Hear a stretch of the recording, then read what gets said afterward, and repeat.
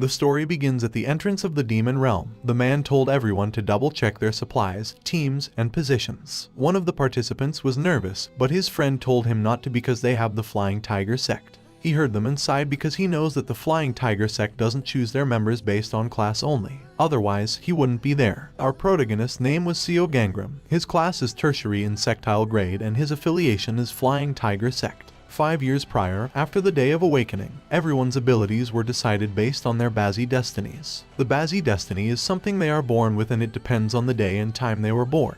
But for him, destiny is a load of crap. Someone taps him from behind and asks him if he's a Flying Tiger sect because he thinks they're on the same team. He also said that it was his first time taking part in an annihilation mission and really nervous, but he's super glad to be fighting with someone from the Flying Tiger sect. On the other hand, he wonders why he's talking to him and if he's a newbie. The three men appeared and called him. They tell him to be careful because the man he was talking to is Seo Gangrim, making him shocked. He looks back nervously and when he saw him looking at him back he fearfully said he made eye contact with him. He expected it because they think Seo Gangrim killed his teammates and stole their powers. A lot of people come back injured when they're in the same team as Seo and there's death written everywhere in his fate, so if they are in the same team as him, they will be unlucky. Those kinds of rumors spread because of his power. He opens his destiny window and saw his power named Destiny Detection that can check his own and others' destiny window, and the destiny stealing power that can partially extract a dead opponent's destiny and make it his own, but that will add to his karma. It was an ominous power that allows him to steal destiny from a corpse, and it's also true that many people who were his teammate were injured because they were probably all affected by his unlucky destiny. The destiny classes are divided into 5. The highest class is divine, after it is draconic, ghostly, humanly, and insectile. Those classes are once again divided into primary grade, secondary grade, and tertiary grade. Seo class is the lowest of the low, the bottom of the bottom, the tertiary insectile grade. In other words, he's not strong enough to kill another awakened, and there are also several conditions that need to be fulfilled to use his power. He has neither killed nor stolen a destiny from a corpse, so he wonders why he's getting upset. Suddenly, a girl asks him what are he doing there all on his own, making him surprised. She was Yuerang, class tertiary divine grade and affiliation is Flying Tiger sect. She told him that there's a dinner party after the annihilation mission, so he should come. Jang Tihun, his class is secondary ghostly grade, and affiliation is also Flying Tiger sect. He also told him that he wasn't there last time either, so he need to go. But he stand up ready to walk away, telling them that he's not going because he knows that even if he went, he'd just be treated like trash by members of other sects. Orang told him that she skipped her school field trip to come and ask him if it was because of those losers who are scared of him. And he just asked her if she was aware that he's more than 10 years older than her, but she told him that he's weaker than her. They grab him together trying to convince him to join them. Then someone called Harang and Tihun. It's Kang Doeun, his class is secondary humanly grade, and also a member of Flying Tiger sect. He told them that he get that they want to hang out with Seo, but the mission was about to begin, so they should get back to their positions. They agreed, but before they go, Tihun told Seo to promise that he'll come to the dinner party, but he just laughed and waved goodbye. Doeun told him to take care of himself and he replied that the group at the forefront are the ones in danger, and he was in the back so he shouldn't be worried, but he told him that he was still worried since he's not by his side, to which he was grateful to him. They walk in different directions while he wishes that he could fight beside him too. The announcer announces that the special Demon Realm Annihilation mission will begin. They wait to open the realm. Before going in he told himself that he just taking care of the leftover demons from the back and he needs to do well so he doesn't harm the sect. He enters the realm and saw the high-class monsters have appeared in masses. Doeun, Tihun, and the others were at the front. The monsters attack them, but Doeun fight back, and Tihun fight back too. Harang summoned his puppets to attack the monsters. Someone announced that Sogwis are being summoned and told the rear group to prepare for battle. It throws a lot of small balls that turned into small monsters. The rear group told the front groups to ignore the low-class monsters and stand their positions. One of the small monsters looks at him and attacks him, but he cut it in time. A few moments later, they still fighting against the monsters. He was exhausted because there are more than he expected and he can't breathe properly because of the demonic energy. When he knows that he needs to get out there soon, a monster appeared behind him and attacks him. The other monsters notice him and launch to attack him while he's down on the ground. He closes his eyes hoping someone to help him. A green light appeared and the woman made a barrier. The rear groups were grateful to see the Flying Tiger sect mistress's power. He thanked her and he got a welcome gesture from Shin Sua. Her class is tertiary divine grade, and her affiliation is Flying Tiger Sect Mistress. Suddenly, the stone collapsed, making her surprised, and the whole place shakes, and someone asks if isn't there still a long way to go before they reach the boss. A big monster appeared and walked toward them, making them panic about why it was there immediately. It senses something from its back, but before it can react, it gets cut in half and collapsed on the ground dead. While they blind by the impact of it, a woman comes out of the fog and asks where is Seo Gangrim. They were stunned for a moment, then panic, asking what's happening and who is she. He can't believe that the woman kills the boss all on her own and wonder why she's looking for him. He decided to check with his destiny detection first and activate his destiny detection power. He saw that the woman's name is Baek Young, her class is primary divine grade. He was confused about what is a primary divine grade because he have never seen that class before. He checked it and saw that it allows the person to regress to the past with his current memories intact and cannot be used after death. He decided to go down there thinking that Young might have come there because of some information about him, but the root lit up and told him to stay there. He knows that it was a distant whispering technique and he guesses it's not his place to intervene. Seo gets down asking Young what she wants, but she just asks her back if she's Seo Gangrim. She replied that Seo is his sect member and she can talk to her, but she just replied that it was fine and swing her sword in the air, killing the people who got hit. She told them that she'll just kill all of them, assuming Seo Gangrim is amongst them. Seo attacks her furiously, while Seo trying to break off at Sua's barrier, knowing that he should step up before it's too late. He continuously stabs the roots and told Seo to let him go, while the people were running away from Young and Seo. She told her that she'll let the others live if she just hand over Seo, but Seo told her that she won't let her kill any of her sect members. Young swings her sword, making Seo throw to the wall hard and fall to the ground in pain. She raised her sword to kill her, but Harang, Taehyun, and Doan appeared behind her, making her look back. She turned around, swinging her sword at Harang, and jumped immediately to attack Doan. Then she cut him into pieces. Taehyun attacked her furiously, but she easily caught his hand and killed him because he was in the way. The other people were trying to get out, but there was a barrier. She walked closer to them and killed them all. When the killing spree was happening, he's still trying to get out of Seo barrier, cutting on it continuously. When he hit it hard, he broke it and he falls to the ground full of blood. He tried to stand up and was shocked to see Young walking close to him. He looked around, realizing that many people were dead and he was too late. He cried because he knew that it could have ended with just him, but because of him, a mere insectile grade, now most of them is dead. She raised her sword ready to kill him, realizing that he was Seo Gangrim.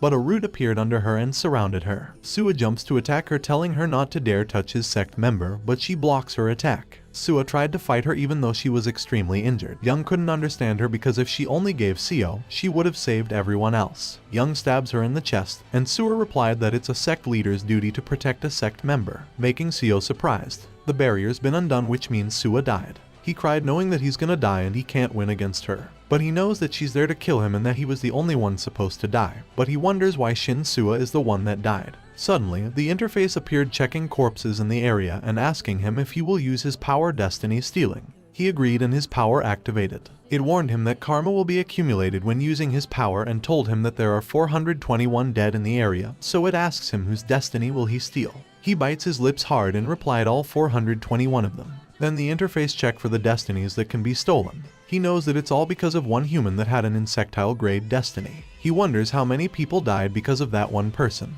The interface told him that due to his low magic rank, only one condition will be extracted, and due to an influx of targets, destinies will be randomly extracted.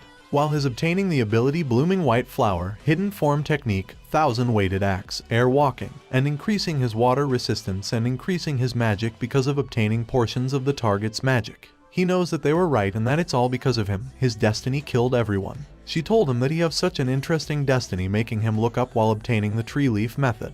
She told him to just die while he has done stolen the destinies of 421 people. He attacks her, hitting her in the chest, while telling her that it's all because of her, making her surprised. She attacked him back, clashing their swords together. He decided not to let it end like that, and he'll get his revenge against her before he dies. While their swords is clashing at each other's, he activated his Master of the Sword, and the ability Eye of an Hawk. He launches to attack her while activating his reflexes, but she blocks his attack. She attacked him back, but he blocks it while activating the Golden Buddha and Hardened ability. He got cut, but his Pain Resistance ability was activated. He also activated his Air Walking ability to walk in the air and avoided her attacks. He activated his 1000 Weighted Axe to attack her because he saw that she was open from behind. But before he can hit her, she noticed him and summoned an icicle to attack him. He got hit and falls to the ground. He was furious because even if he have those abilities, he doesn't know how to use them. He was grateful that some of the abilities were automatically activated, but he can't take advantage of them with his current body or weapon. Even after stealing the destinies of 421 people, he still can't properly take revenge. She attacks her using ice, making him wish he understood what the abilities were capable of. Then remember that there's an ability he understands well. He got hit in the leg, making him shout in pain while she was walking closer to him. He looked at her and she told him that it was pointless because he was destined to die. He pulled off the ice and jumped backward, then activated the tree leaf method, summoned the roots underground, and attacked her using them. She was surprised, but still managed to block it, and cuts it, realizing that compared to before, she thought he was a swordsman, but he seems well versed in spells. She cuts all the roots he attacked at her, knowing that the spells like that would be difficult for him to maintain for long. While she was busy cutting the roots, he hides to one of the roots and he appeared behind her, and stabbed her using the piece of ice in her neck. He pulled it off and smiled because he killed her and he got his revenge. Both of them falls to the ground, but she falls without a head. He was too injured but was happy that he managed to kill Baek Young. He caught blood, knowing that it was all over. He tried to sit up, releasing a lot of blood. The interface told him that his regeneration ability has activated, but he stopped it and cancelled its activation because he thinks there was no point and nothing would change anyway. Back then, and even now, nothing changed to him. In his youth, the man told him that his destiny is rife with perseverance and death. He will lose his parents at a young age and his life will be full of misfortune. Just like the man said, he lost his parents before he could even mature and got involved in a variety of accidents. Everyone around him suffered misfortune and he was destined to be weak in misfortune. Regardless, they still accepted him and they died because of him. He thought if only he looked for Young first, if only he was the first to die, and if he did that, he would have been fine. He wishes that he can rewind time and look back, realizing the regression ability that can return to the past while retaining his memories. He steals the regression ability at Young, not knowing when he'll return, but he still activated the regression ability, gladly taking it even if it returns him before he meets Baek Young. He begs and catches the light, telling him that it activates his ability, and his hand faded. He slams his hand hard on the table and woke up in some room confused. He heard the door open and a person greeted him, saying that he's there to get his horoscope read. He looks up, shakingly gets his file, and hides behind it happily because he saw Seo, which means he's back. The man told him that they were finally on their first date, so he was hoping to see how compatible they are. He looks at Seo closely, realizing that she doesn't have a mask on, which means he's really back because Shin Seo isn't dead, nor has she lost her eyes, and he promised that he won't let things happen like that again. He passes them a piece of paper and a ball pen to write their name, date of birth, and time. A few minutes later, the man passes his paper to him, but he realizes that Seo seems uncomfortable and remembers she mentioned that he got involved with a weird guy before, so he'll need to make sure she knows ahead of time. He told them to allow him to see their compatibility and told the man that his horoscope shows that he's a solid gold type, and Seo was a solid wood type, so horoscopes like it is called wood cutting gold, and it's an awful compatibility where the axe will cut down the tree, making the two surprised. She smiled and told the man that she guessed they have no choice if their compatibility is bad. But the man got furious at him, asking him what he thinks he was doing and asked where was the owner there. He calmly replied that the owner was at the counter. The man told Seo that they should go, but she told him that she wanted to get his fortune told. He furiously told her that she'll regret it and asked her if she think a woman like her can meet a great guy like him. Seo told him that she seems has no intentions of meeting him and pointed to the exit way, making the guy more angry, and slammed the door going out while telling Seo not to come back for him. After the man left, she told him that she thought the places like that only mention the good things in life, making him feel guilty because usually that's the case. She told him that he seems like he's good at it and asked if she can get a fortune reading, to which he agreed. Suddenly, their place shake uncontrollably, making him surprised, and they panic. Then the interface appeared, announcing that their stats are being calculated based on their destiny. He was expecting it, but he can't do much about the ringing and dizziness. She slams her hand into the table, ordering him to get underneath the table and grab him. He realized that in his past life, Seo protected him too, but he told himself to focus because he said to himself that he would change the future. When the shaking stopped, they come out and she asked what was the weird announcement. But she noticed that he was coming out and told him to wait for her, but he thinks it would be best if he don't get involved with Seo. Later, he arrived at the canteen and looked around, hoping that there was something decent he could use. He found something and grabs it quickly and hides it, when Seo appeared behind him, asking where is he going. She grabbed him, telling him that they need to evacuate, and she pulled him to run even though he tried to stop her. Suddenly, they heard screaming and the people come out running, saying that there was a monster. One man was running and shouting for help because a monster bite him. She panicked because she can't help him. He pushed her aside and cut the monster in half. He knows that the monster named Gigantic Worm would come. It's a tertiary insectile grade and it's a big worm that usually eats grass, but also eats animals and humans. He jumped to attack the worms, telling everyone to get to safety, and killed all the monsters in his way. Later, he finally killed the last one, but someone screams for help.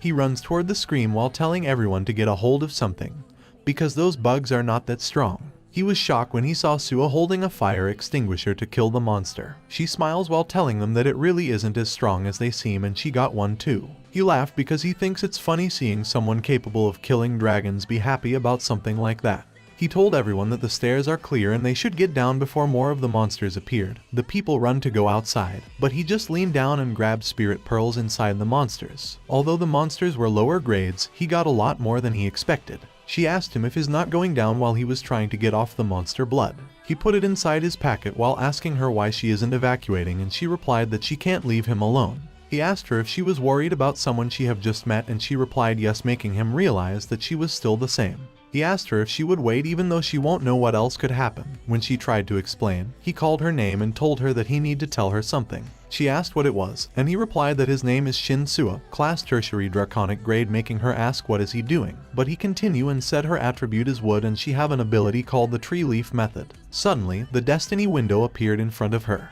He asked her if the destiny window was open, and she replied that she did see something and she do see the ability called the tree leaf method. He asked her if she remembered the announcement they heard in the room because it seems that they have all gained superpowers. He opened his cell phone flashlight knowing that since they awakened, they shouldn't die as long as they don't meet that thing, and told her that they should go down. While going down, she asks him what kind of destiny he has, but he told her that it'd be better if they don't tell each other about the contents of their destiny windows, and it seems like others can see it, to which she agreed. His destiny window is the same as it was 5 years ago, and he didn't seem to retain the abilities he stole prior to his regression. But only one thing seems different. It was currently, he has built up a great amount of karma, so he thinks that it's likely that's the result of stealing the destinies of 421 people. He also knows that if he wants to change the future, he needs to use the destiny stealing ability, but currently gaining more karma is dangerous. Karma builds when committing great crimes like murder or when a specific ability is used. And if too much karma builds up, the target goes beyond the border, and everyone that has gone beyond the border has suffered.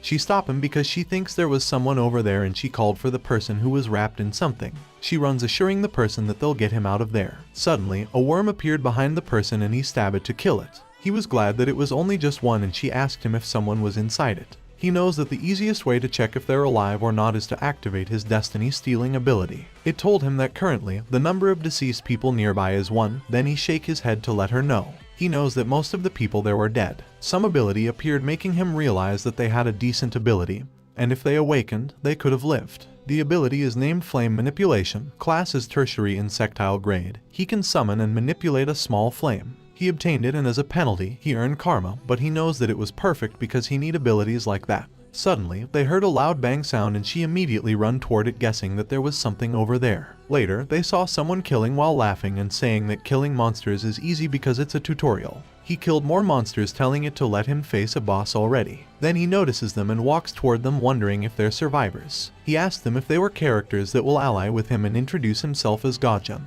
He told him that his name is Seo Gangrim, knowing that it was where Gajan started too. Gajan asked her what her name was, and she replied that she was Shin Seo. He shakes their hand happily, telling them that the ally event is over and it should start soon, making her ask him what he's talking about. Doc Gajan, class is tertiary divine grade with an attribute of gold. Ask them if aren't most game introductions based on a certain formula. His ability is Dreamer, class is primary divine class with a description said the line between dreams and reality becomes vague, and the user is less affected by ghostly energy. Also, mentality, pain, resistance, and fear resistance are all fixed at the primary draconic grade. He knows that Gajan will soon become the leader of one of the 5 great sects. However, to think he's capable of doing it when he hasn't even awakened yet is amazing. Gajan told them that either they defeat a boss with allies, or they gain a strong ally in the midst of battle, or maybe something like awakening thanks to an ally's sacrifice. He knew he was a famous web novel writer, but he's pretty delusional. Suddenly, their attention was caught when they heard something. A man was shouting for help while running away from the enormous worm. Class is primary insectile grade.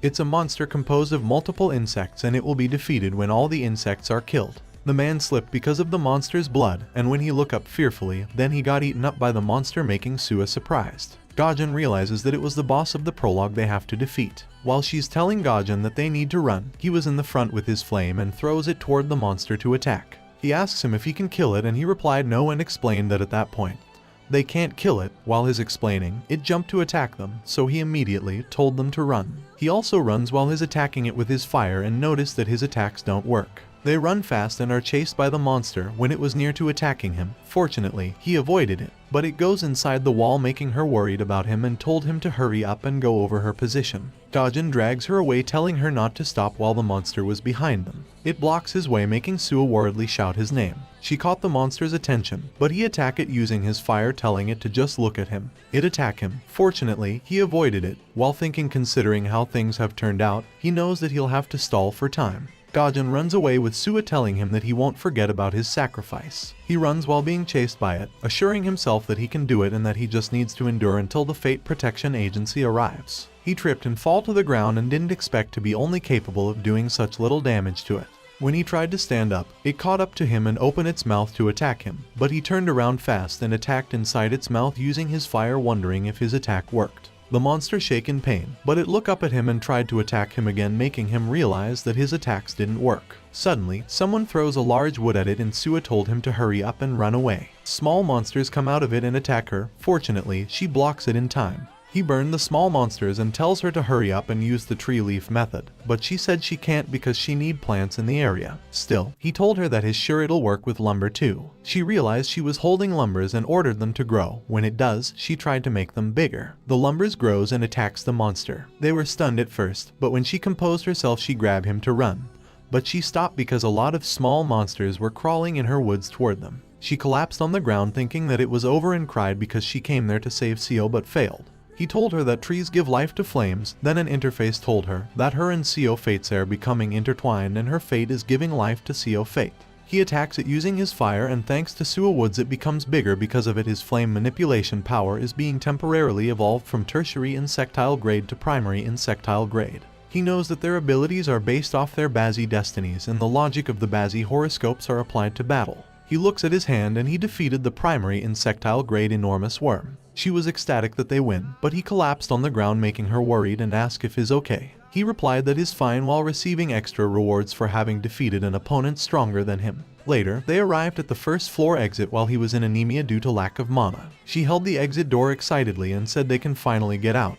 But her words cut off when she opened it and saw a different place. She wonders where are they because she knows that the building was definitely in the middle of the city without noticing that they are being healed. Seo noticed the totem poles in the lobby and didn't expect the first floor to be connected to the place too. Totem pole, class tertiary draconic grade. It's a totem pole containing the energy of repression and fulfillment. It also heals humans that come near it and prevents demonic beasts from approaching. The door vanished, making them panic, and she asked him what they should do. He told her that they'll rest for now because there aren't any monsters there. Then someone asked him how did he survive. Seo got furious seeing Gajin saying that it was strange that the heroine Shin Seo would have left him. Seo was angry hearing it and told him that he's a villain side character who betrays their friend, and is the only one remaining alive, making him stunned and collapse on the ground. He's denying it although he knows that it makes sense, still he thinks he can't be a villain. He thinks Gajin was worse than before and told Seo the way. On the other hand, the other people were panicking about where are they, surprised that their injuries heal, and wondering why they can't get a service or signals. Suddenly, the place blacks out, making the people more panic, and a second later, it lights up again, showing someone in the center of the lobby. The person said it looks like the members of the area are all there and introduced herself as Anavi Chasha from the Central Branch Office of the Fate Protection Agency. She told them that starting at that moment, she intended to manage everyone who was there, making the people confused about what is the Fate Protection Agency. Then disagree and told her that they kidnapped them, but he knows that it was the true beginning. He was a loser in his past life, but it'll be different in his current life and he'll grow as strong as he can there before leaving. Chasha tried to explain that the demon realm will appear and will come, but the people interrupted her by asking if those insects earlier were their doing. When she tried to answer it again, people interrupted her once again by shouting they're gonna sue her, making Gajin furious and told them to shut up and called them stupid extras. The people look at him, but he just furiously asked them if they do not get what a special opportunity is it. Seo realizes that Gajin is the same as ever, but he's not wrong because being chosen to be there is a privilege. Chasha sighed and told them that she guessed it'd be quicker to show them what was going on outside and opened live footage of Seoul. She told them that all over the nation, another space called the Demon Realm has appeared, and monsters have been coming forth from it. The Fate Protection Agency predicted that it would occur, so a few years ago, they who had awakened their abilities before them all began preparing for that day. However, in a world of chaos, they need many more awakened. That's why they summoned them all there. Because they believe that they have potential out of all the non-awakened and they'll help them awaken and grow stronger under the management of the Protection Agency. She pulled something in her suit while telling them that they can leave whenever they want, but they can decide after checking what their ability is first, and burned it while telling them that they might change their mind after all. His destiny window opened, showing his class, his flame attributes, and his current powers. But not only him, the other people saw their destiny windows too. He was certain that isn't Chasha's power and he wanted to check her destiny too, but her face is covered by a mask. After a minute, she told them that they should have all seen their abilities and they can think of them as what they call supernatural abilities or magic. She told them that those who have awakened use those abilities to hunt monsters and raid the demon realm to get rid of threats, but it's a very dangerous job and in the process, they may die. The people were surprised to hear it, but she continues saying it was the same for the training process. But if they want to avoid such danger and wish to be protected, they should forfeit their abilities because a person without the will to fight does not need their abilities. She told them that she'll give them exactly 1 hour to consider and they can rest on the second floor. Also, the manuals have been provided as well, so they should give it a read. After an hour, those who will stay can come back there and those who will leave can do so through the third floor's exit. But as she said, once they leave, they won't be able to look at their destiny window ever again. Then she left to leave them. 1 hour later, she comes back telling them that she'll take it that those who are remaining there want to participate in the training and pointing to the first gate. She explained that at most 3 people can enter at once, and if they have succeeded in the raid or come back out of the gate, they'll end up there again. Each room required a different method, which they can check once they're inside. The first room doesn't have a limit to how many times they can try, but if they leave before they succeed, they'll have to start all over again. She showed a small box and explained that it was an item box that will be provided to everyone and they just need to pick one up before entering the supply center. If they're injured, they can use the healing items they have or come back to the lobby to be healed by the totem poles. She also told them that they did have them sign agreements that the Protection Agency will not be responsible in the case of death, but they plan on supporting them the best they can so that doesn't happen. She bowed and told them good luck, then vanished. After it, someone raised his hand and told everyone he's looking for someone to go with him and his power is primary ghost grade. He looks at the man and starts to walk, realizing that it's like a day labor market. Seo stopped him and thanked him for saving her in the back of the building, making him surprised. She asked him if he don't have a party yet because she don't have either and asked him if he want them to go together. When he didn't answer, she called his name, but he was stunned, wondering about Seo's thank words and remembering that everyone would have lived only if he had died and because of him they all died. She asked him if he's unwell and he replied that he's okay, turned around and told her that he have to reject her invitation because he's more comfortable on his own. She awkwardly told him that she thought they did well together, but he told her that she'll do fine with someone else and started to walk away, leaving her stunned. But she shouted at him that even if they can't hunt together she'll be in his care, and he silently replied right. A few moments later, in the shop where they can get a box, he opened his and got a training sword, grade primary insectile, 2 HP recovery medicine, and 2 mana recovery medicine. He knows that it's hard to get items in the beginning, so it's not bad being a trainee, and HP recovery medicine is expensive, but they keep refilling it for them. Gaijin told him to wait and said he can't leave his one and only comrade behind, leaving him confused because it never happens in his past life, and decided to pretend that he didn't hear him. When he tried to walk away, Gaijin grabbed his shoulder to stop him and he asked him what he wants. He told him that if things continue to develop like it, then he and himself will be the 2 main protagonists of its story, so they should go to the first room together. He shakes his head while saying that he's more comfortable going alone. But Gaijin told him not to worry because he's different from those supporting characters who weigh him down. He confidently told him that he was strong. He remembers that he would have treated him like an extra in his past life and he thinks he's mistaken him for being strong. But he knows that it's a lot more comfortable having a strong comrade. Seo is strong, but he knows that if she stays with him she'll be unhappy, so he doesn't want her to stay by his side and wonders what about Gaijin. He also wonders if it doesn't matter what happens to Gaijin. Gaijin notices his thinking and asks what he thinks and if he changes his mind. He agreed and tell him that they should go together. Gaijin runs toward the box while telling him to wait for him because he'll just go get his supply box. He grabs his supply box and said he wanted to talk to the mascot character too, but he shall talk to it later while Seo was next to him, looking at him. He opens his box and asks her why is she looking at him like that, and asks if it because she's not a hero, but she just silently looks at him. Then he run away telling Seo that he got it, leaving Seo alone. When they opened the door, the interface told them that the presence of death can be felt and the presence of metal ghosts can be felt. When they entered, the interface told them that they have entered the knife mountain of hell. The interface explained that all rooms are connected to 4 hallways, and in each room and hallway there are demonic monsters, traps, and even safe zones, and told them to leave by finding the exit. He realized that the point of the raid is to find the exit, and wonders if the structure is the same as his past life. His thought was interrupted when he heard Gajan wondering what will come out. Suddenly, a sharp sword appeared in front of him. Fortunately, he pulled him in time to avoid it, but he was still excited that it was a classic one. This guy has really have a protagonist syndrome. He said that he liked those classical type things without realizing that Seo walked past him. He told him that they should go together. While they were walking, he told him that there aren't any traps and he thought Seo is lucky, but Seo told him that he's unlucky. Then they stop when they hear something from a distance. Seo asked him if he divided the experience points and he replied he did while reading the manual. They walked closer and saw a lot of skeleton ghosts, grade tertiary insectile, and it's a monster made of human bones. It craves human flesh, has a dull sense of hearing, and is sensitive to light. He grabs his sword while saying that the skeletons look stronger than insects, and since it's after the tutorial, they're a little stronger. He told him that there are a lot of monsters, but if they combine their strength. But before he can finish his words, Seo throw a fire toward the monsters and hit one of them. The skeletons run toward them and they run towards them too, while he's explaining that the entrance is small, so if they gather there, they won't be able to get out properly. Gajan sarcastically asked him if he's an intelligent character, but he told him to go back if he was going to talk nonsense. He jumps to one of the skeletons, leaving it to Gajan, stabs the wall using his swords to maintain his balance, and kicks the skeleton's head off. Gajan runs past him while saying that he can't let him take the active role and slice the skeletons in front of him while Seo burning the other using his fire from a distance. Gajan happily attacked the skeletons while laughing, saying that it was fun. A few minutes later, they were done killing all the skeletons. Gajan told him that every room they were going to has demonic monsters, but it's slowly getting boring and he thinks they killed over 100. He looks at him and asks if he's tired, and he replied no, because they're just demonic monsters that aren't strong, and he learned how to fight with a sword just in case he went to another world or transmigrated into a book. He sighed speechlessly, but Gajan told him that when he first saw him, he was curious about something, and Seo asked what is it.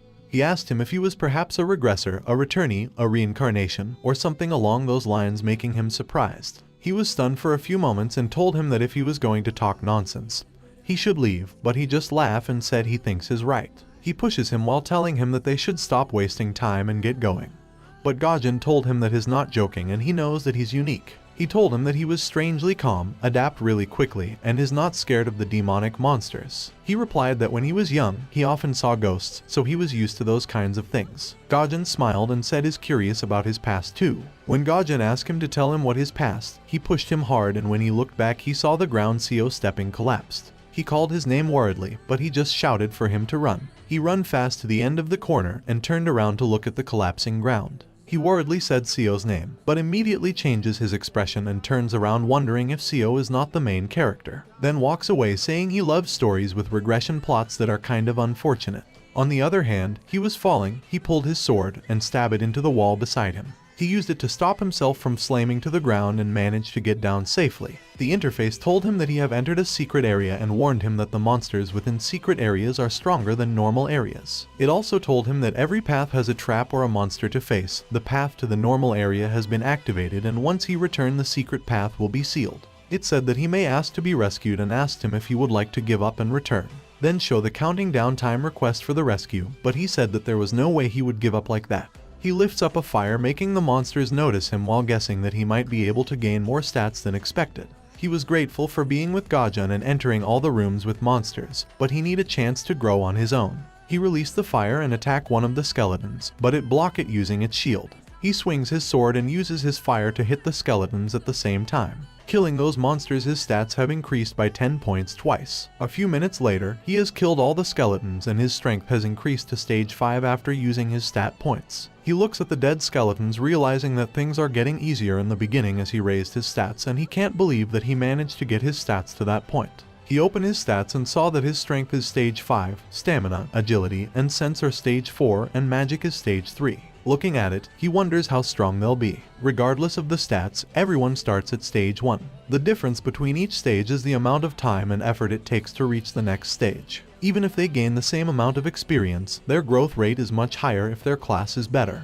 Divine class people like Gaijin will grow stronger at a much faster pace, since he has been dragging him around. He'll probably be much stronger than before, but this time, he'll be the one to obtain the first clear bonus, and in order to do it, he'll need to finish things up by the end of the day. He looks at the area where a lot of blood and sharp weapons were and said that it was time to face the boss. He can tell that it's different there than the rest of the area in the place, and he felt like he's really in the Knife Mountain of Hell. He goes inside it while using his fire as a light to his path. He arrived at the end and saw the Martial General of the Knife Mountain of Hell, and its grade is Tertiary Human.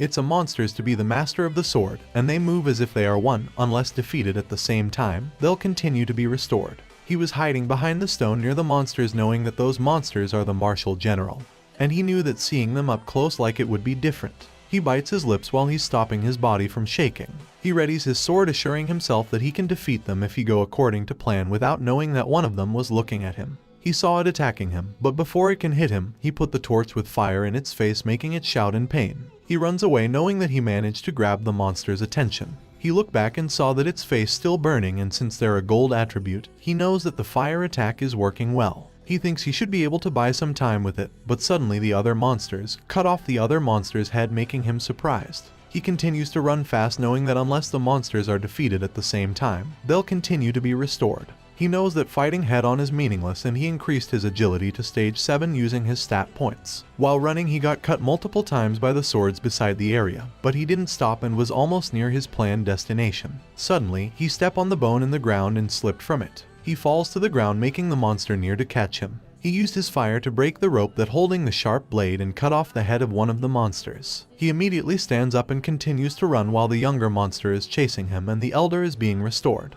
He runs fast and thinks that it is perfect because he can hear the wind. He continues running while the monsters was chasing behind him. Then the monster who's chasing him died continuously. Later, the older monsters catch up to him and was shocked to see the room. He used the opportunity and increased his strength to stage 7 using his stat points. Then kicked the monster's feet and pushed the monster in its back. He shouted it to get in and killed it. The interface appeared, telling him that the Tertiary Human grade Martial General has been defeated. He sits on the ground exhausted while gaining extra stat points for defeating an opponent stronger than him. He knows that all he needs to do is exit the boss room, and he has cleared the stage. But before that, there's one thing he'd like to confirm. He used his fire to light up the room and showed that the room is full of active sharps blades. He thought if it was the destiny of the monster to take on the form of a human, he wonders if he shouldn't be able to steal it and activate his destiny stealing ability. It told him that currently there are 2 dead within the active range. He excitedly said he knew it, and if it was a human-like monster, he can steal its destiny. In his past life, the reason why he didn't use destiny stealing before he met Beak Young wasn't because he didn't want to, but more so because he couldn't. The interface told him that his ability of destiny stealing has been cancelled due to lack of mana, with a restriction that it costs more mana the longer the target's been dead. With his levels of magic, that was considered insectile grade. Unless the target died right in front of him, he couldn't use his ability. That's when he had thought, shouldn't he be able to steal the destiny of human-like monsters? But since he wasn't able to withstand the energy emanating from the higher demonic realm, he never had a chance to try. He has stolen a portion of the target's strength and stole the ability Unsheath. Unsheath class is Tertiary Demonic grade, and that ability automatically activates when a sword is unsheathed. When a sword is used as a weapon, the user's swordsmanship is fixed Tertiary Demonic grade at minimum. He tried it and swings his swords multiple times. He felt that the sword is light. The interface warned him that he have gained a great amount of karma, but for him, it's okay compared to stealing it from people. He thinks the amount of karma he gains from stealing their destiny should be minimal, and on top of it, it should be worth the results. Humans that accumulate too much karma go beyond the border, and humans call that miserable, making him wonder how close he is to the border. He comes out of the room of the Knife Mountain of Hell and cleared it first. His achievement was announced to the other players, and they were shocked that he already cleared it. The others wonder if he cleared it by himself. Suddenly, someone called his name, and hearing its voice made him disgusted. Gaijin jumped to hug him excitedly, saying he knew he could do it.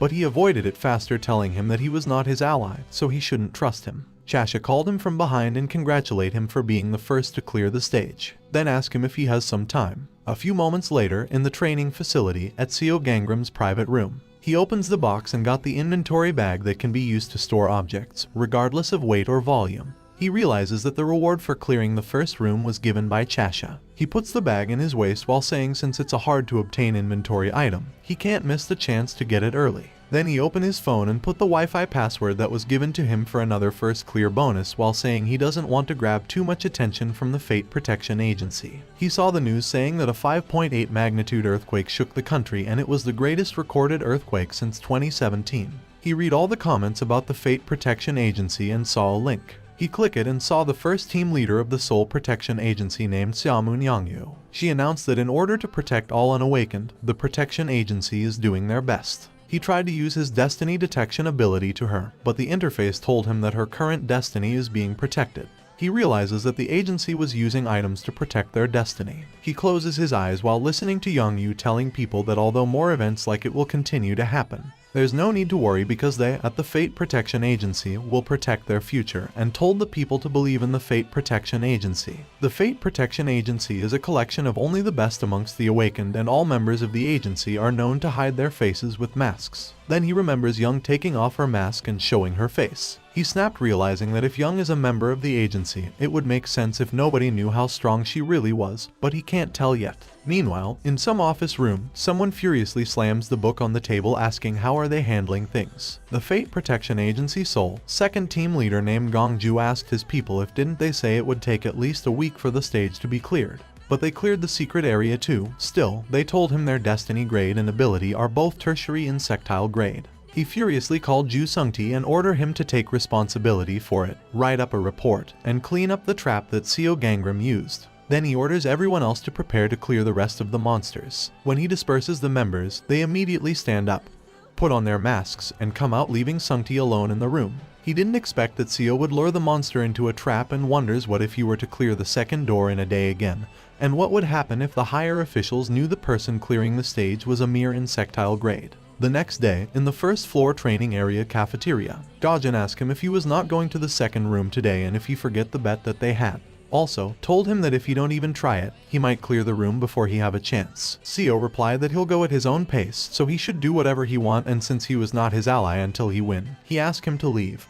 But he didn't agree and told him that he want to get closer to him. In the distance, he heard the girls thanking Sua. She disagreed and told them that it was all thanks to them blocking the attacks. He heard Sua's voice and turned to look at her, realizing that she was doing well, but Gajan told him that he hate characters that are too nice. He throws his chips at him, telling him to leave. Then he heard a man's voice telling that the girl's hand is really small and cute. He turned around furiously thinking that the man was talking to Sua, but the man was talking to another girl. He knows that he'll have to suffer through it again. The man told the girls that he was good at reading palms, and the girl next to him agreed and said that he read hers last time and it was pretty accurate. While they enjoying their time, Sua was busy blowing her coffee. He told her to let him read his palm, but she politely told him she was fine. Still, he insisted to read her palm and tried to grab her hand. She pulled her hand off the table awkwardly. Suddenly someone put a hand on the table. She looked up confused and the man looked up furious, but his expression changed when he saw who it was and asked Seo if he want him to read his palm.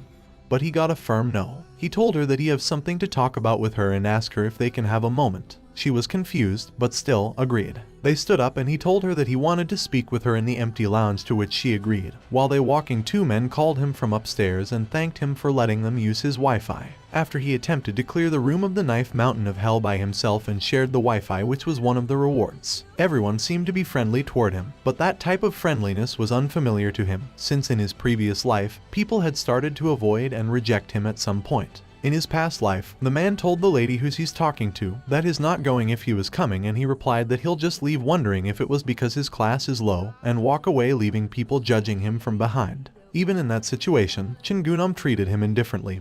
Gunam asked him if he's going by himself again and he replied yes. He told him that if there was room in the party, he would have joined and told him to be careful. Even though he knows Gunam ability, he could have never imagined it. He was walking in the corridor when he heard someone saying she nearly died when he went to the demon realm with Seo. Her friend asked him if something happened with Seo and she replied that apparently Seo ability is stealing abilities from the dead. Her friend asked her if she means Seo tried to steal her ability after killing her, and she replied yes, then told her friend to be careful too without knowing that he heard them talking about him. Hearing it, he was stunned in shock and immediately barged into the room and shouted to Gunam that he promised him not to tell anyone. But Gunam calmly told him that he have no idea what he's talking about. He furiously shouted to him that he exposed his ability, but he just turned around smiling, asking him if he have any proof that he did it. He was stunned by his reply, even though he knows that it was him who told everyone about his ability. Gunom's ability is palm reading, class tertiary ghost grade, and he can compare his palm with the subjects in order to check their destiny window. He knows that is the one who did it because he's the only bastard who can know about his ability. He told Seo that since Gunom has such an ability, she should keep her distance and not ever show him her palm or touch his. She realized that it was the reason why Gunom kept trying to touch her palm. He explained that he just wanted to inform her of that and he'll leave. But she stopped him and told him that she cleared the room of the Knife Mountain of Hell last time as well, so she asked him if he wanted to go to the second room with her. He shook his head and told her that it was going to be difficult with her, making her ask him why would it be difficult with her, but he just replied that currently she lacked experience. She was stunned hearing it and told him that she didn't think she was all that weak.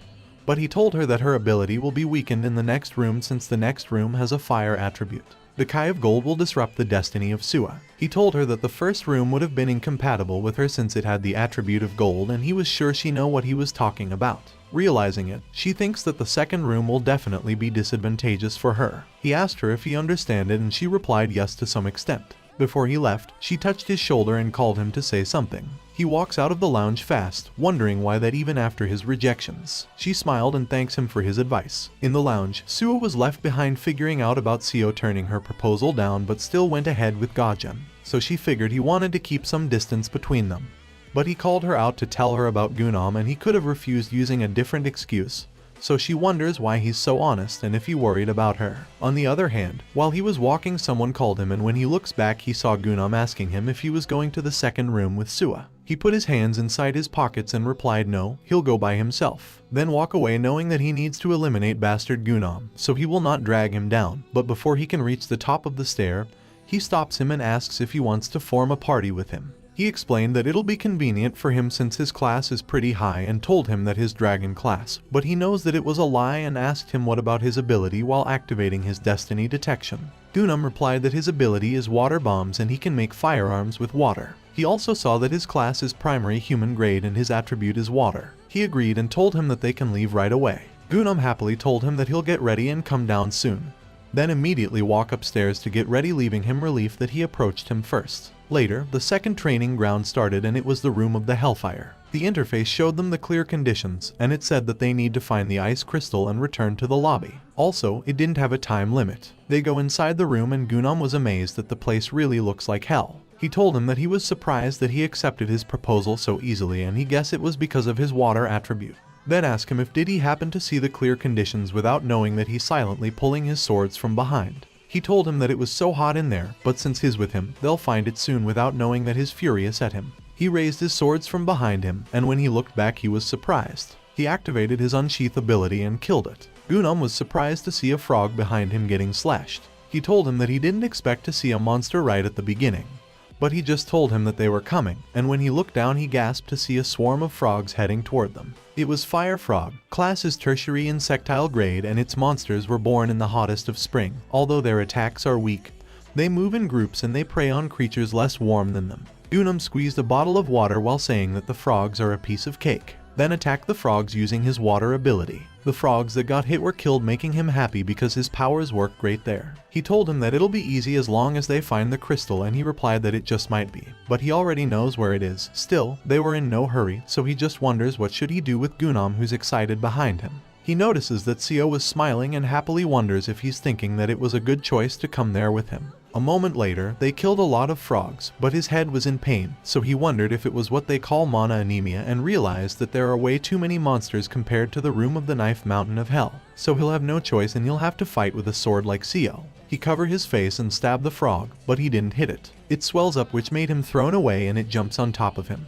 He shouted that it was so hot and called Seo for help.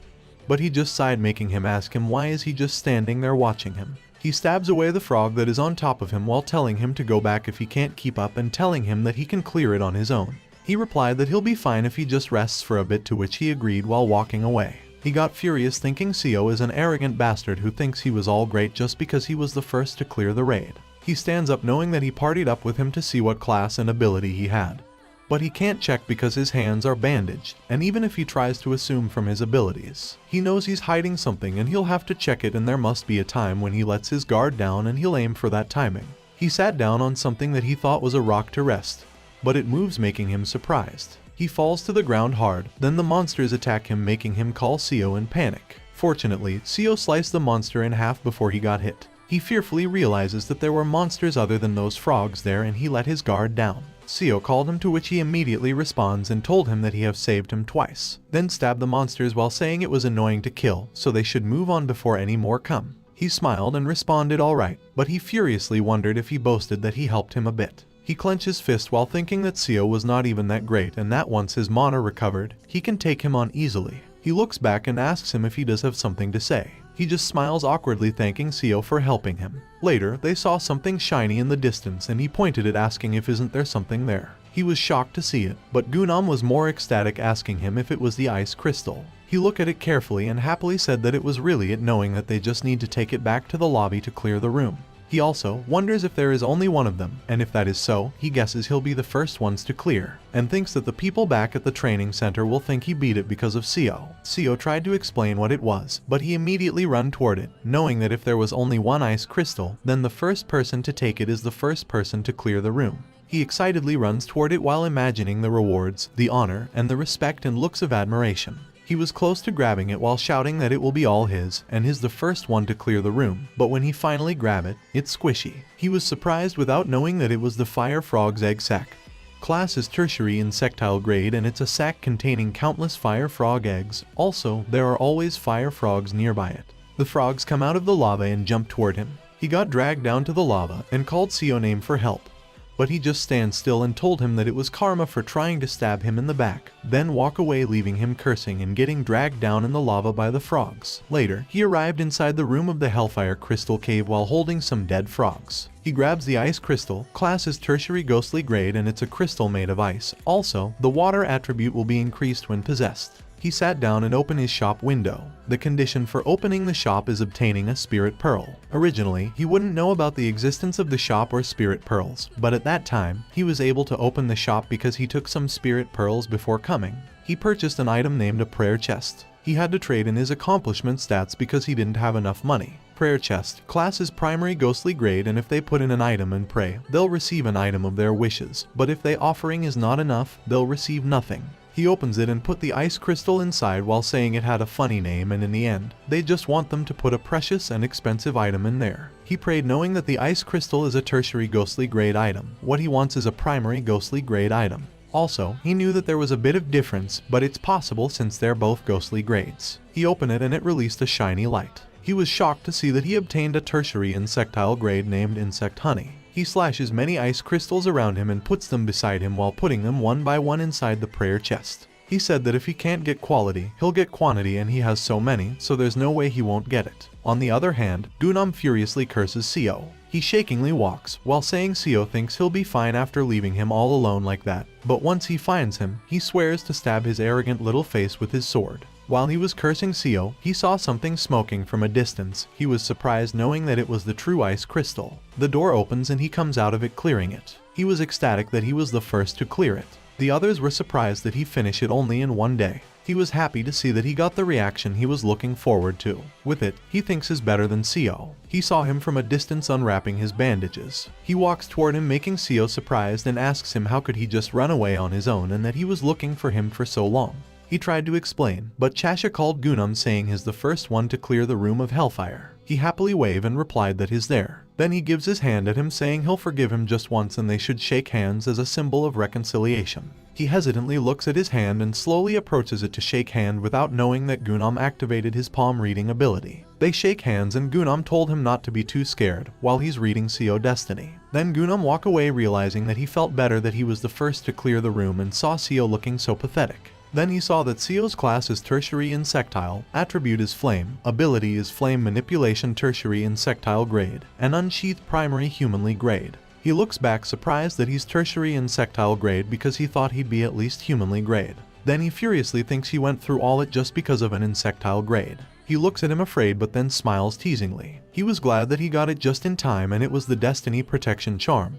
Class is primary ghostly grade, and it protects part of the destiny in the destiny window so that others cannot read it. He couldn't prepare many because he didn't have many ice crystals left after getting the charm.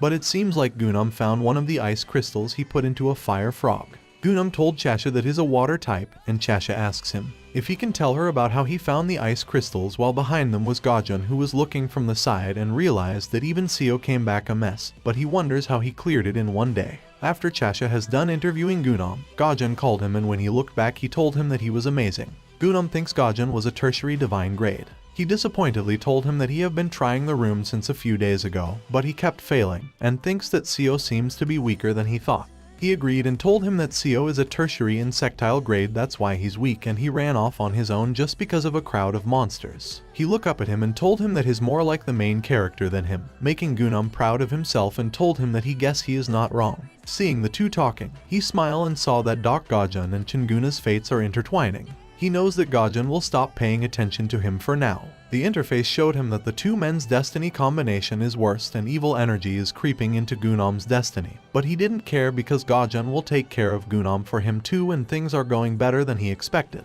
Meanwhile, in Seoul Team 2, they have an emergency meeting.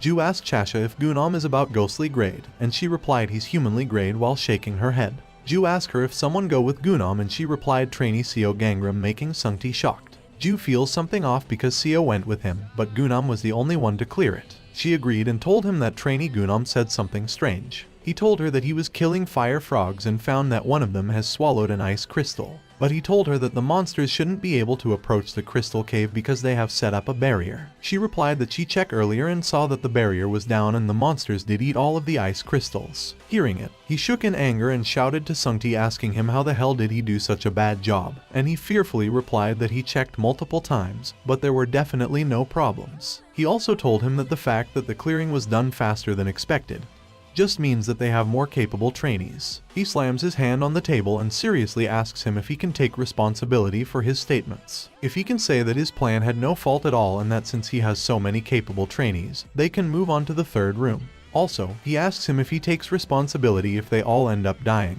But Sungti was just silent. Ju explained that from the third gate onwards is the real demon realm, and they'll all be killed if they go in there without the proper preparations. So they need to make them much better than they are right now, and he told them to watch Seo more closely. On the other hand, he didn't anticipate that their third room training will be delayed. The Fate Protection Agency Seoul Team 2 announced that they'll be delaying the opening date of the third gate indefinitely, and a notification will be posted as soon as more details are decided. A few days later, he was in the canteen when he heard someone asking his friend if he was sure the raid method Gunam told is right, and what if he lied to them. He replied no way and asked how would he benefit from it.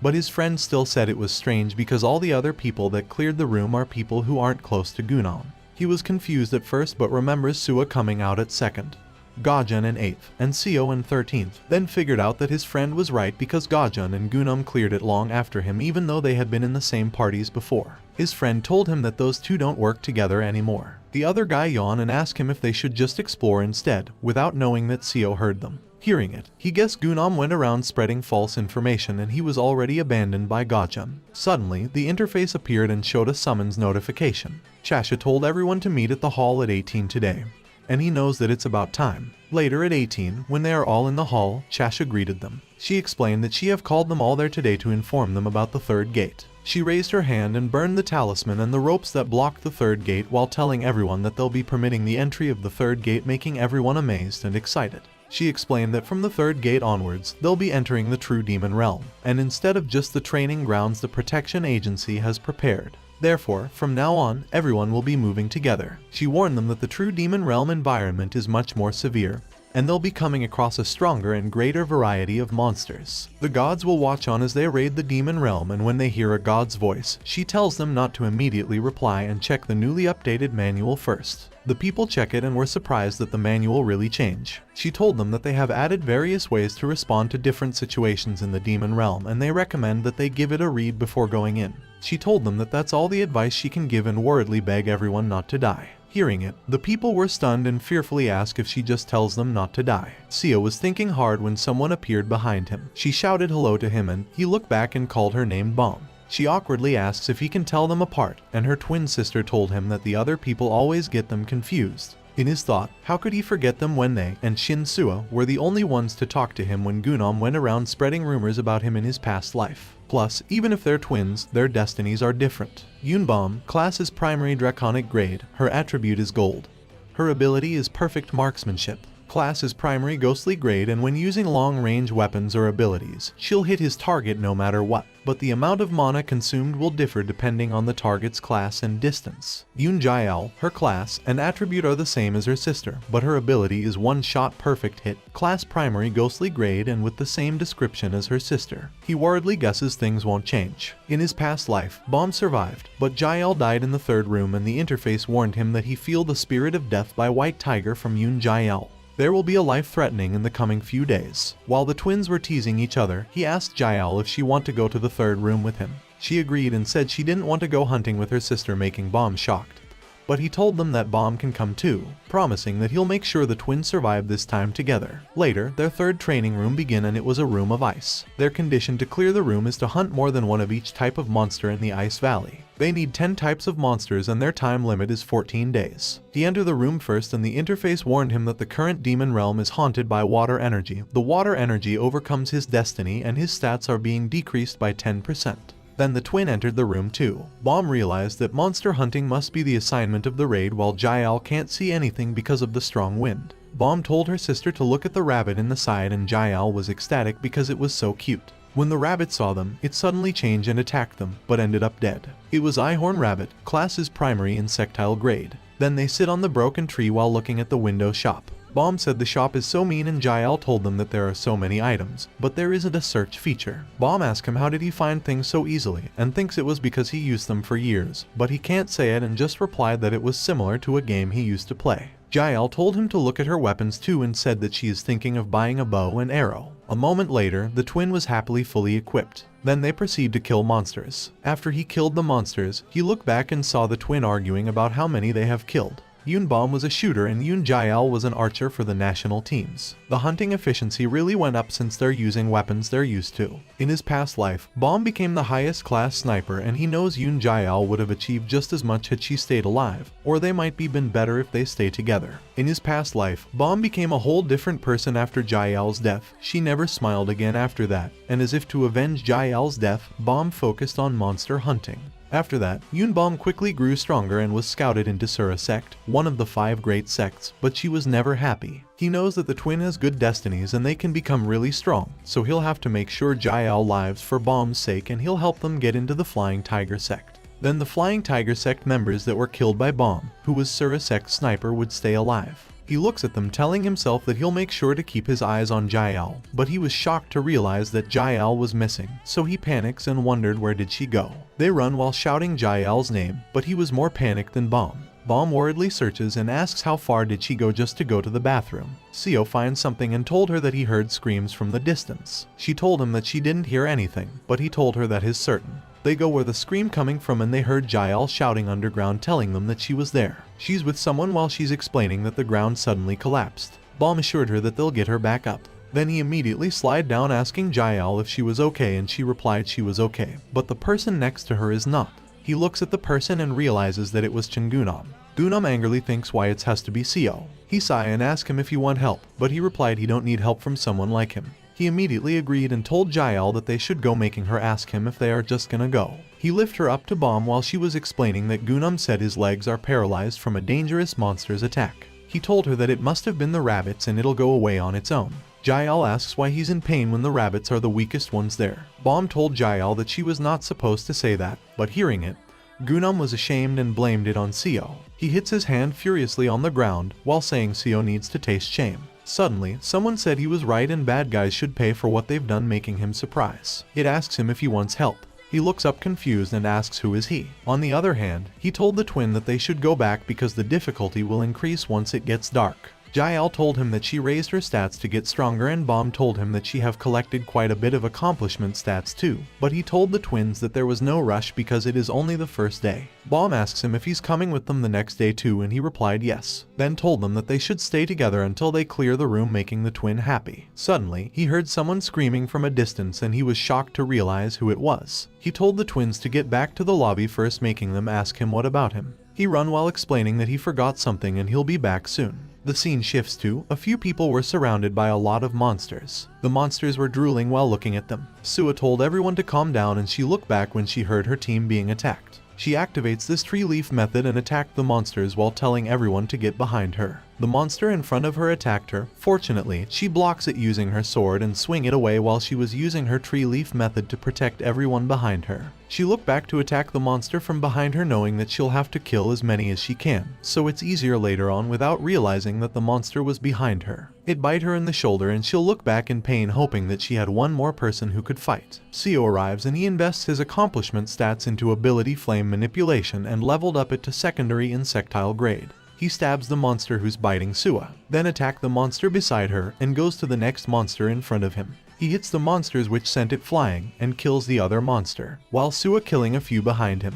After they finished killing all the monsters, Seo was relieved and thanked him, but he was just silent. Later, in the lobby, he furiously asks her why didn't she run away, making her team ashamed and silent. He told her that she should have known that the situation was disadvantageous to her. She should run if she can't win, and she is capable enough to run away without being injured. She tried to explain, but he told her that she's just lucky that time. He remembered their past while telling her what if the monsters had some hidden ability she didn't know, and what if no one come to help. He thought a pointless death like that should not happen again. He furiously asks her if she intends on dying in order to protect others, and told her that helping others is something only strong people can do. Then turned around to walk away, telling her not to forget it and that if she let her guard down, she'll only be leaving there as a corpse. The girls told her that Seo was a bit harsh and wondered if he's saying that she should have just let them all die. But she just smiles and told the girls that Seo is just worried about her and he still came to help. She wondered why Seo keeps playing the bad guy, but still, she told the girls that Seo is actually a very affectionate person. She called Seo, making him stop walking, then she thanked him for worrying about her. He just sighed and replied whatever without looking back. Later, the interface announced that the third gate room of ice first was cleared by Doc Gajun. He also killed 10 monsters type and cleared the room of ice too. Bomb told them that someone already cleared the room, and he told them that he cleared it too, making Jael surprised and asks him if he'll leave, but he replied that he'll stay with them until they are done too. The twins were happy hearing it. He knows that no one will come back in there once it's been cleared, so he can just come back, and then what he wants is the hidden clear reward they'll get when they hunt 11 types of monsters. The twins were teasing each other when he looked back and is a bit worried that the rating was done a bit quicker than in his past life. He activates his ability Destiny Detection, and it showed him that the energy of death by White Tiger is near, making him wonder if there is someone else other than Yoon Jae-al who's gonna die. Then he remembers that the evil energy is creeping into Gunom's destiny, and he realizes that it'll be a problem if he gets involved with him again, so he wonders if he should just kill him now. He told the twins that he was going to look around in that hill a bit and they should keep hunting. He also told them to stay together there instead of straying off, to which the twins agreed. He walks away, assuming that there won't be a problem as long as the twins are together. Suddenly, Gunom appeared and told him that he was looking for him. He asked him why and he replied that he thought that he'd pay him back for the shame he gave him last time. He teasingly asks him if he's capable of it, even though he feels something off about him. Gunom confidently replied of course, and tell him that he is the main character that can hear the voice of a god while gathering an ice in his hand. He told him to prepare himself and attack him using a sharp icicle of ice, while telling him that it was the power of a god. He remembers Chasha telling them that the gods will watch on as they raid the demon realm, and told him that God has possessed him. He activates his Destiny Detection and saw that the god's name is Little Guest of the Plague. Gunom replied that he's the main character, so, of course, he was picked by a god. Those who are partnered with a god are called shamans and earn strong powers upon possession. He thinks even though Gunom is possessed by a god, he was glad that it's a low-class god. He also saw that Gunom's mana increased a bit and he's gained a new ability named Smallpox. Class is primary humanly grade and it borrows the power of a god to infect the opponent with smallpox when hit by an attack while the ability is activated. The area that's struck will be infected with the disease. He was annoyed by his new ability because he knows that he'll be infected with smallpox if it touches him. He cut the tree to make it burn, knowing that he better decrease his mana first. Then he runs away, continuously burning the trees in his way while Gunom is attacking and chasing after him, telling him that there's no use in running.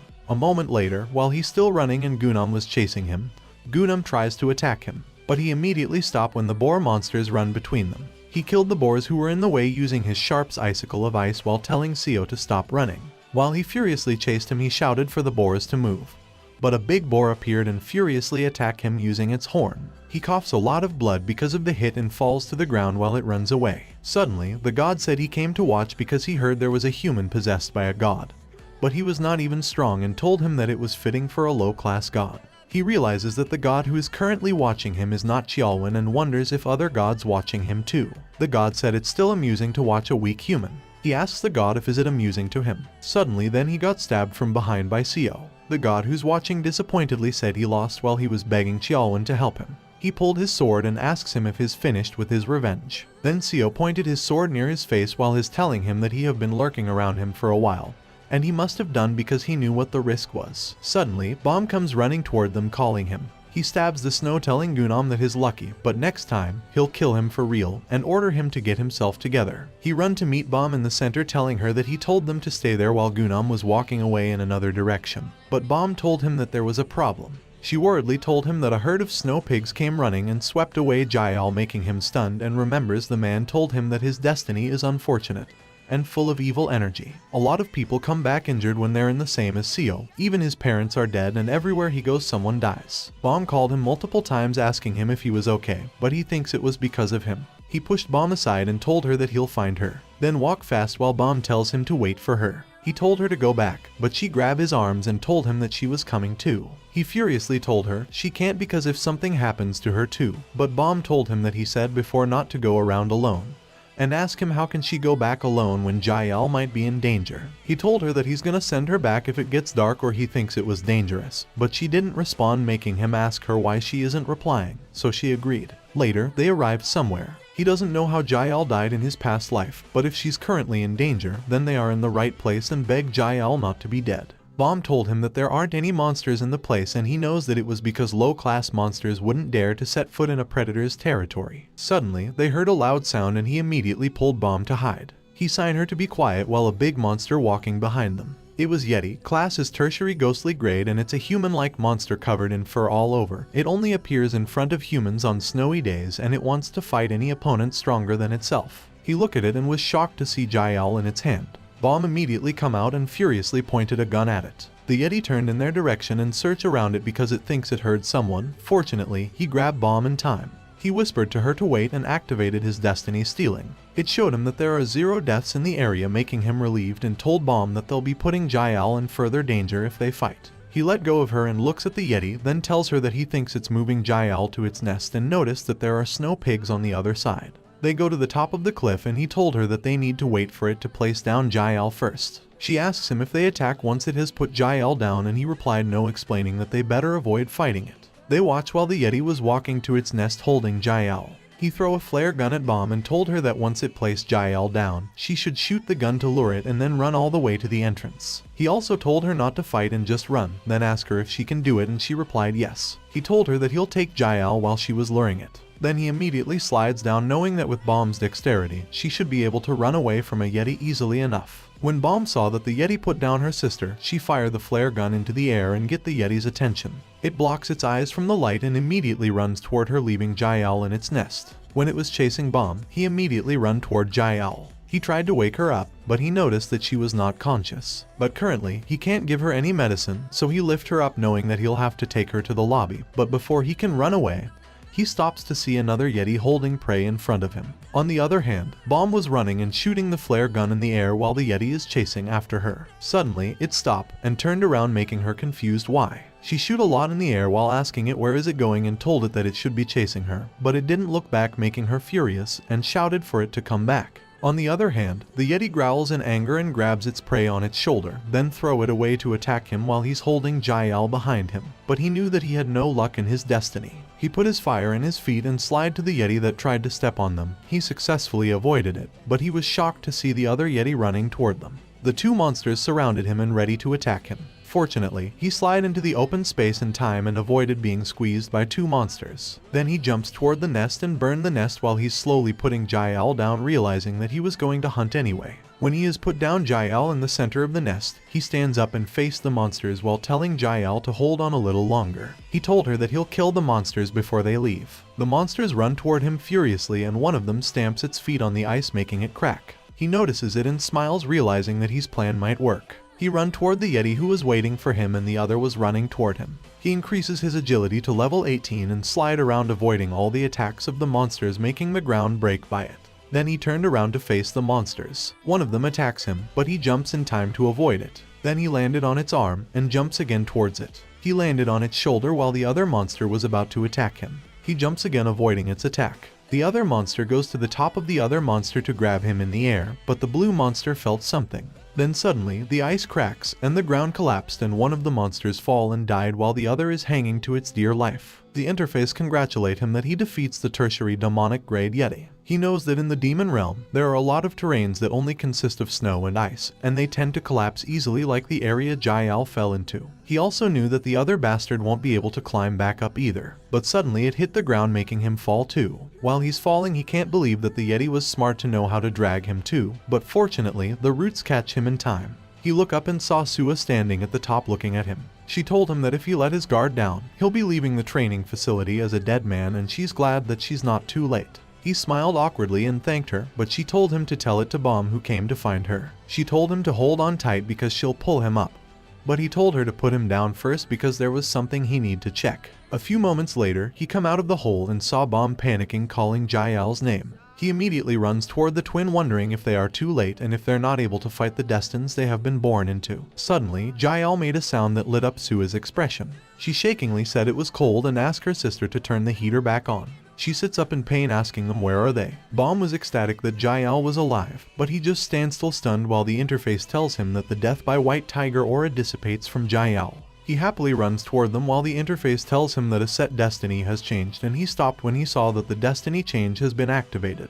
The destiny class of Seo Gangrim has been upgraded to secondary insectile grade from tertiary insectile grade, and his power classes changes too. His destiny detection class is tertiary draconic grade, his destiny stealing class is primary draconic grade, his flame manipulation class is secondary insectile grade, and his unsheath class is tertiary demonic grade. He can't believe it because he thought they could never change their destiny's class. Bomb hugged him and thanks him because Jael is alive because of him. She shyly thanks him and wipes her tears. On the other hand, Sua gives medicine to Jael and asks how is she feeling. She replied that it hurt less but the medicine is too bitter. He patted Bomb's head and decided to think about the complicated stuff later because currently, the important thing is that Jael is alive. Meanwhile, somewhere in the ice room, Gunam was walking. Xiao, the god who possessed him, asked him if he is alright. What should he do, and told him to hold on a minute because he'll try something.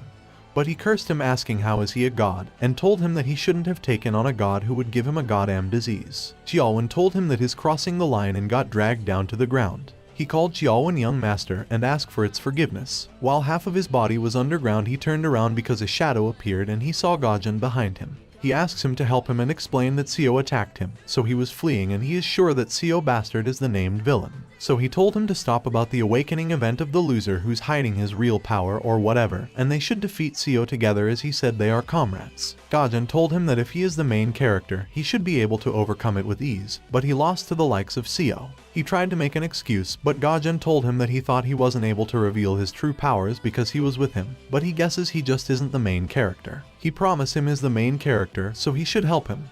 But Gajan told him that if he's the main character, he should be able to get out on his own, making him surprised. He admits that he's not the main character and begs him to help him. But he furiously told him that if he's not the main character, then why should he bother to help an extra? He begs him not to leave and help him, but Gajan just walks away leaving him stuck in the hole. Meanwhile, he was killing goblins around him continuously, even though it was too many for him. He successfully defeated all of them. One of the twins called him and proudly told him that she did it all, but her sister angrily tell her that she is only supporting from the back. While the twins were arguing, he just watched and smiled at them, but his calm expression changed when he saw Young attacking the twins. Jael asks her who the hell is she, but she just says Seo Gangrim's name and told them that if they give Seo to her, she'll let the rest live. The twin angrily pointed their weapon at her asking her what the hell is she talking about while he ran towards the twins to stop them. He called Bomb and Jael names, but monsters appeared behind him grabbing him, and when he looked back a big monster hand grabbed his face and dragged him down. While he's trying to get out of the monsters who are dragging him, the twins were killed by Young in front of him.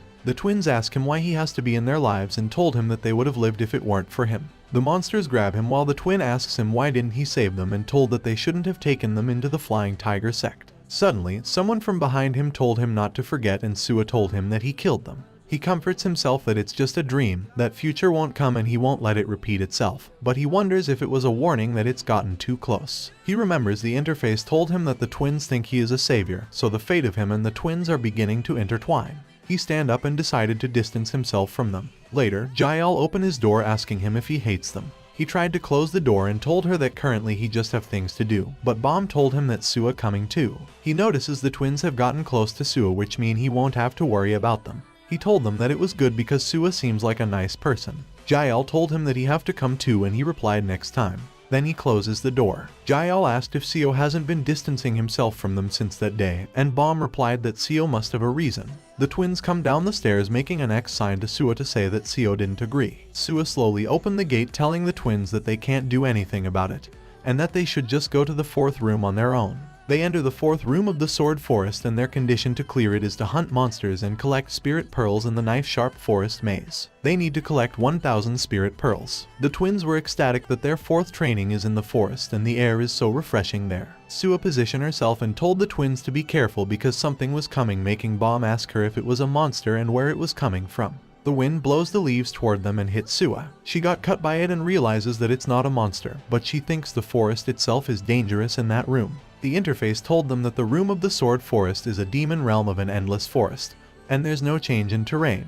Once they reach the end, they'll end up back at the other end. Bomb said 1,000 spirits pearls gonna take a while, and Seo told the twins that they should look around first. Bomb told Jael that they should stick together that time instead of straying off, and Jael responded that she's not a kid. But Bomb told her that Seo said that they should stick together. Jael said it would have been nice if Seo came too, to which Bomb agreed. Seo heard them and guessed that Seo was nice to the twins. She knows that Seo does have a way with words, but she is sure that he's a kind person on the inside without noticing the twins behind her. She immediately looked back when she heard Jael saying that there was something there. She immediately runs while stopping Jael, and when she looked down, blood splashes out everywhere. Meanwhile, in his room, he tried to touch something. It opened its mouth, making him said it was more atrocious than he heard. It's an unknown egg, and its class will be decided after hatching. It will hatch after a certain duration of holding. Its appearance will change based on what is fed, and it's still unknown what will hatch. The unknown egg is what he received as a reward for killing the Yeti as his 11th type of monster. What it hatches depends on what he feeds it. He already knows what he wanna hatch, so he closes its mouth for a moment because he can't feed it just anything. But it's not the only thing he earned. When he defeated a tertiary ghostly grade Yeti, he activate his destiny stealing ability. Then he steal the water attribute while looking at his flame attribute. He orders it to change his attribute to water. It told him that water wins over fire had been unlocked, his decreased stats have been returned to normal, and he successfully changed his attribute to water. He couldn't even buy a proper weapon in the room of ice because he had to continuously buy water attribute tolerant food. So he decided that he'll buy weapons in the next demon realm and he'll switch to his flame attribute again. Later, he entered the room of the Sword Forest, and he heard a god saying the room of ice was boring and wondered if maybe their current room is better. Another god responded that it was probably not because they're still all noobs, but it responded that there's fun in watching noobs grow without realizing that he can hear them. He wonders how low-class gods are they for them to talk like that, and open his no communication setting. One of the god thinks Seo notices that they are there. The interface asks him if he will undo the connection, while the gods realize that he's not even surprised that they were there. When he clicked yes, the interface told him that he don't have enough spiritual power. One of the gods said he got guts and he like it. Then the other god asked him if he wanna be possessed. The interface told him that the guardian of the Sword Forest has offered a possession, and he realizes that it must be the territorial god of the Sword Forest demon realm. But he just opens his shop window. Territorial gods are gods that rule over a certain region. With a territorial god's possession, they can become stronger than anyone in that god's demon realm. But the god is tied to that region, so once they leave that place, it is useless. He knows that his current room has been nicknamed Maze of the Sword Forest, and he will not have to worry about getting lost if he accepts the possession. But he purchased the item named Demon Realm Map and opened it, saying that it was all he need to find his way. Only the general outline is given to him, but the more he moves around there, the more places will be marked on the map. The interface told him that there are multiple entrances to the demon realm, making him wonders if he was approaching the 4th area. The protection agency's trainees are divided into various areas, but in the later rooms where people start dying, the raid is carried out with trainees from other areas. The interface told him that the marked entrance has been changed to the Area 2 entrance. The god asks him if he's looking for something and told him that he can find it for him if he accepts his possession. But he thinks the god's probably controlling the number of people going into the demon realm to set them against each other. The god asked him if he can't hear him. He replied that he is not gonna accept it and told the god to give it up. Suddenly, the interface told him that the Master of All Flames has used the item Traces of Gods and emphasis messages will be activated for 10 minutes. He was stunned and surprised to see the Master of All Flames recommending him to accept him and ask him if he'll accept the possession. The interface told him that the Master of All Flames says that the other gods who are currently connected are nothing, and the god also says that he can make a human of flame attribute much stronger. He thinks it's rather moving since he's at the insectile grade and his attribute is flame. But still, he's not gonna accept it even though the Master of All Flames tells him that it was a very good opportunity and asks him why he isn't responding. He started to walk when the interface told him that the Master of All Flames is watching him. Later, a mantis attack him, but he slashed it in time before he got hit. He grabs its spirit pearls and his current spirit pearl count is 36 over 1000. He needs to collect 1000 insectile grade spirit pearls, but it doesn't necessarily mean hunting 1000 monsters. There are different classes to spirit pearls. The tertiary insectile grade gigantic worm is times to 1000. Primary insectile grade sickle mantis is times to 334, and tertiary humanly grade ghosts is times 100. He killed a bunch of mantises in his past life since he wasn't skilled enough, but he don't need to do it this time. Each ghost counts as 10, so he needs to go further in. He saw traces of a trap and wonder why there's a blood, so he wonders if could it be that person was already on the move. In his past life, he became a target of a masked murderer there and Seo saved his life because she happened to be in the area, but Seo ended up losing an eye in the process of saving him. After it, he ran away and they never found out who he was. He ran away fast wondering if it's only Seo's group and Doc Gajun in there. After a few minutes of running, he saw a lot of people looking at the girl lying on the ground. He looked closely and saw that it was Jael while remembering his cruel bad dream. He furiously runs toward them and swings his sword at the man near Jael, ordering him to get away from Jael. Meanwhile, Ju asks his team if the missing trainee from the Room of Ice come back, and they replied trainee Gunam has yet to come back. Ju thinks he's probably dead and Sungti said he expected more from Gunam since he was the first to clear the Room of Hellfire. Chasha asked Ju if she should go look for Gunam, but he replied no, and told her that they cannot intervene when it comes to the demon realm. Also, remind her that in the first place, everyone signed the agreement in case of death, but she was frustrated. Ju changed the topic and told them that another area has already produced someone who has cleared the room from Area 1. He told them that the first to clear the room out of the even number of areas must be one of them because they can't lose to Area 1.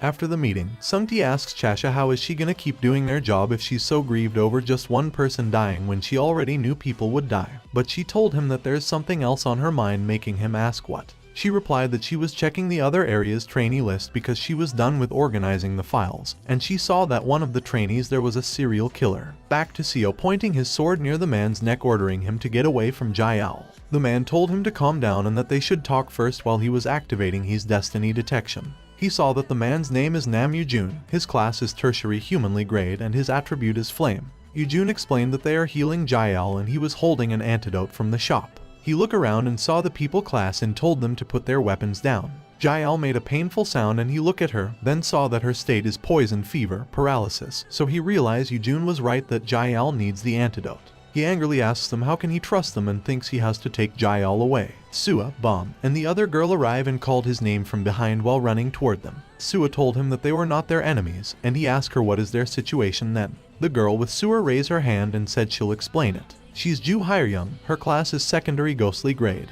Her attribute is gold and god name is the guardian of the Ju family. She explained that Jael actually walked into a trap they set up to hunt monsters and they didn't know people from other areas were there. She told him that they brought Jael over for treatment and she just came back from removing all the traps they set in their area. He saw her ability as a trap setter, class is primary humanly grade and the higher her class, the more traps she can set.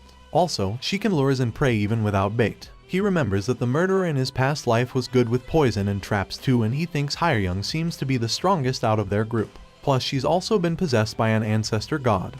But considering abilities, Yujun is more suspicious. His ability is Stealthy 1, class is tertiary humanly grade and when stops breathing to temporarily makes his body invisible. But the invisibility will go away when he begins breathing again. But he thinks Yujun is too weak to harm Seo. He agreed and thinks since he doesn't know who the murderer is, he'll just have to be wary of them all. He goes to Jael while asking Yujun if the treatment is done, and he replied yes. He told them that he'll take Jael. Then they walk away while he's carrying Jael in his back. He realizes that even none of them are the murderer, it's dangerous to go around with people from Area 4. The night comes. They were preparing the fire for the night when Seo told him that it gets dark there fast. Jael sits down next to Seo, telling her that she has never slept in the wilderness before. Bom appeared behind her and told her that she was a coward. Jael asks Bom if she isn't scared because there are a bunch of monsters there. Suddenly, Seo throws something, making the girls confused. When it fall to the ground, it started burning, releasing a black fog. Seo asked him what it was and he replied that it is supposed to chase away monsters and he got it from the shop. Jael searched for it in the shop, amazed that he knows so much, to which Bom agreed and said he was strong and so knowledgeable. Bom asks him if she can be his student, making him surprised and confused. Jael told him that she wanted to be his student too and said she was probably better than her sister, making Bom angry and telling her that she asked first. Hearing the twins argue for the smallest reason makes him smile and told the twins that he's not gonna teach anyone, so they should not fight. Suddenly, he was shocked to remember the twins asking him why he get involved with them. He immediately stands up, making Seo next to him confused.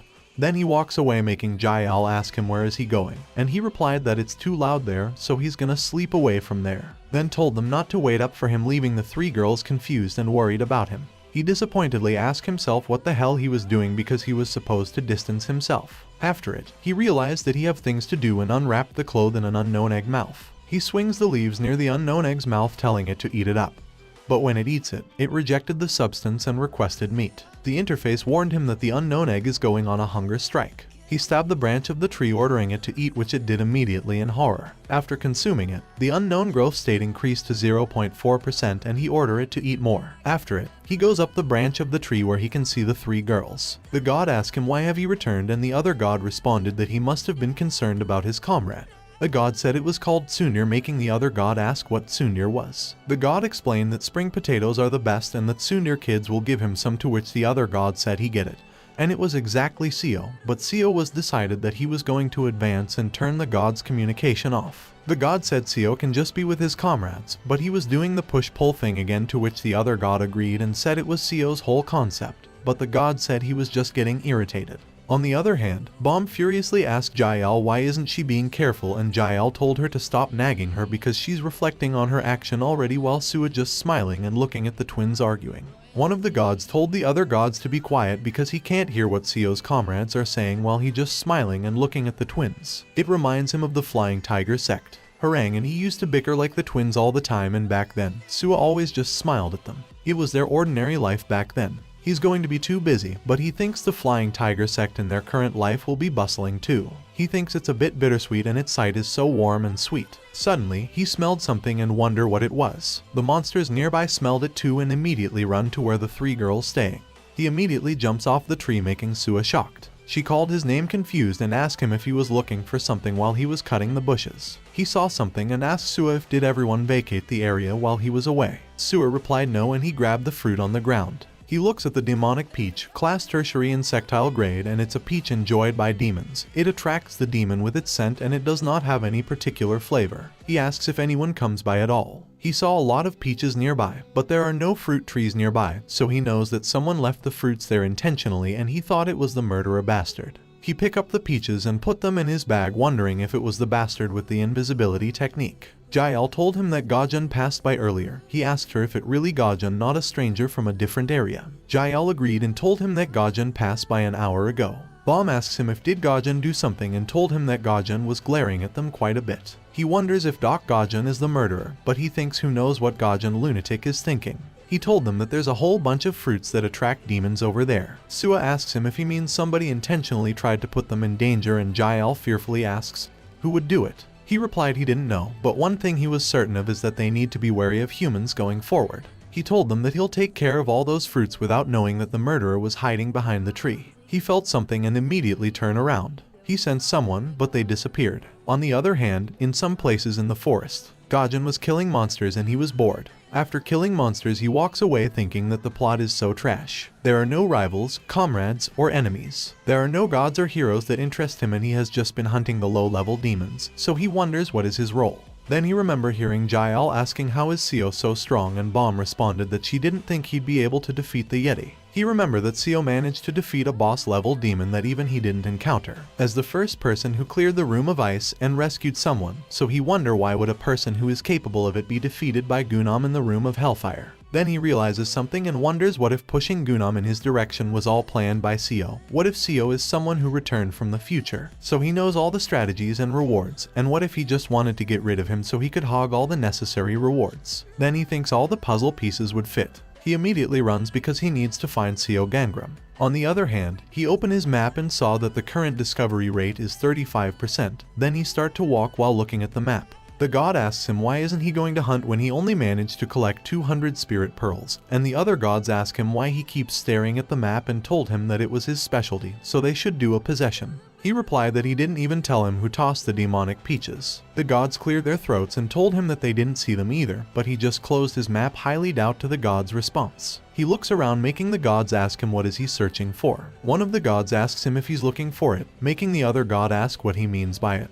But the god just responded it was a secret. The interface told him that he have focused on searching for a long time, so his sense has increased to class 25 and his senses are sharpened. Then he smells the scent of human blood near him. He turns back while activating his destiny-stealing ability while it searches for the deceased within the applicable region. He saw a man on the ground. He recognizes the man lying on the ground and he immediately runs toward the man while activating his flame ability and attacks the murderer using his sword. But the murderer blocks it. Still, he hit the man a little in the head. His stealing ability told him that there was no deceased in the applicable region. The murderer swings his sword at him while telling him that if someone collapses, he should check on them instead of wielding his sword, but he jumps back to avoid it and told the murderer to shut up. The murderer's mask broke and it was burning, so he's slowly taking it off, amazed of him because he was quick to catch on and ask him how did he know he killed them. Behind the mask was Nam Yujun telling him that he understand that he can't leave any witnesses. Also, he was possessed by the fear of the living and dead. Yujun attacked him and he saw that his other ability is an impulse to murder, class primary demonic grade, and it absorbs the stats of anyone murdered by the user's hands and builds karma upon usage. He realizes that Yujun bastard's stats have doubled since the last time he saw him. Yujun continuously attack him, but he just block it and run away. He asked him how many people have he killed in that time. Yujun happily asked him if he can tell he murdered a lot, and he furiously told him that he seemed happy about it, and asked him if it was not enough for him to hunt demons. Yujun responded that it was pretty fun hunting demons too, so he tried to stay quiet, but Lord Natural gave him that power to kill people, so it would be a waste not to use it. He furiously shouted to tell him that just because of it he killed people. Yujun asked him why is he angry, and if he had power that he could only activate by killing people, wouldn't he have done the same while slowly fading? He positioned himself while Yujun was becoming invisible. While he was waiting for Yujun to attack, he furiously told him that he make it sound like anyone would have done the same. But he told him that he was wrong.